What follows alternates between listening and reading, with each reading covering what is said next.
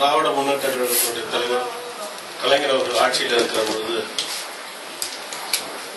தை மாதம் முதல் நாள் தமிழ் புத்தாண்டு நாள் என்கிற சட்டத்தை நிறைவேற்றி பொங்கல் நாளில் பொங்கல் விழா மாத்திரமில்லாமல் தை முதல் நாளை புத்தாண்டு நாளாக கொண்டாட வேண்டும் என்று சட்டம் மூலம் மக்களுக்கு அதை கொண்டு வந்தார்கள்.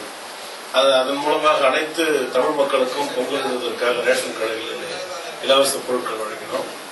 தொடர்ந்து வந்த இந்த ஆட்சி அந்த தமிழ் புத்தாண்டு நாளை கூட ரத்து செய்கிற ஒரு ஆட்சியாக இருக்கிற காரணத்தினால் திராவிட முன்னேற்ற கழகத்தில் இருக்கிற நாங்கள் எங்களுடைய அமைப்புகளை சேர்ந்தவர்கள் பொதுமக்களை ஆங்காங்கே திரட்டி பொங்கலிட்டு புத்தாண்டை கொண்டாடுகிற விதமாக பொங்கல் விழாவை மகிழ்ச்சிகரமாக கொண்டாடுகிற விதமாக இந்த புத்தாண்டு நாளை தமிழர் புத்தாண்டு நாளாக தமிழர் திருநாளாக கொண்டாடி கொண்டிருக்கிறோம்.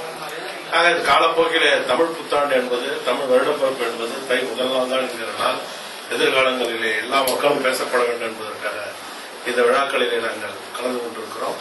ஆக பொங்கல் விழாவை ஆண்டுதோறும் கொண்டாடுகிற மக்கள் தமிழ் புத்தாண்டையும் சேர்த்து கொண்டாட வேண்டும் என்று அன்போடு கேட்டுக்கொள்கிறேன்.